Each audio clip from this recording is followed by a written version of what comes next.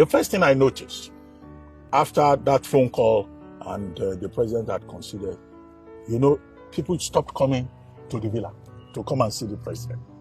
I mean, Nigerians are quite wonderful people.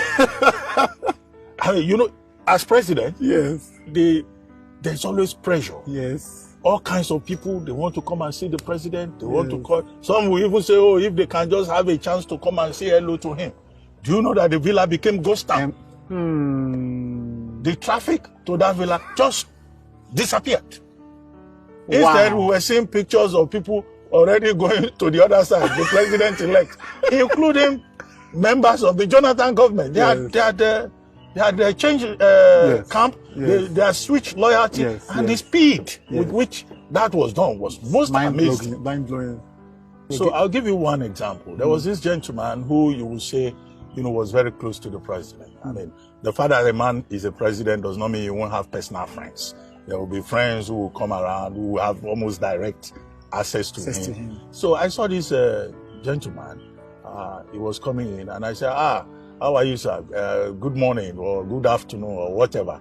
I said, Oga is in the office. Do you know his response? He said, which Oga? I said, Mr. President. He said, which president? I'm not here to see him. I'm here to see someone else. I mean, I stood there transfixed for a moment. I couldn't believe it. This was a guy who only, a week earlier or so will come around, and he said he was not coming there to see him. So why should I want to see him? He has lost the election. I said, I thought he was your friend. He said, please, Abachi, I want to see somebody else. That is the way people behave. Oh my God.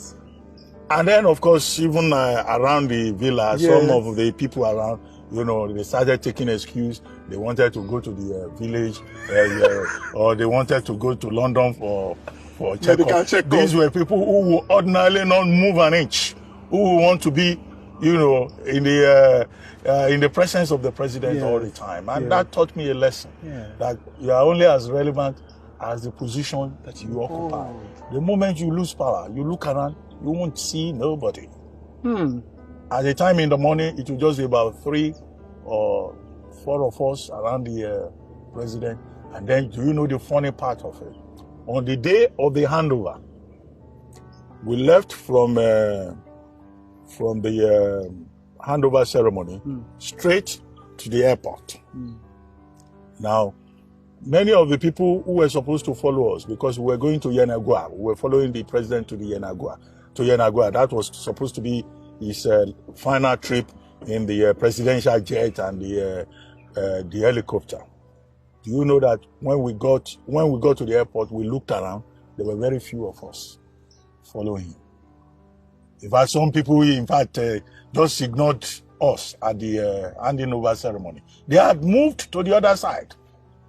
Wow.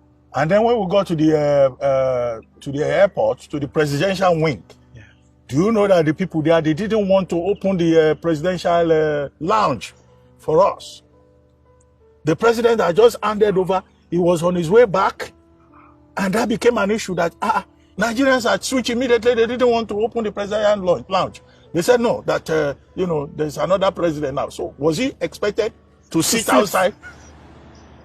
Until people waited in and the place was open. So little things like that. And you just see that this life, people, they relate to power from a standpoint of opportunity. But as you know, President Jonathan is always very calm. He's a very, God-fearing man.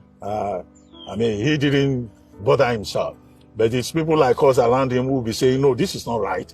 How can you, treat a president like this?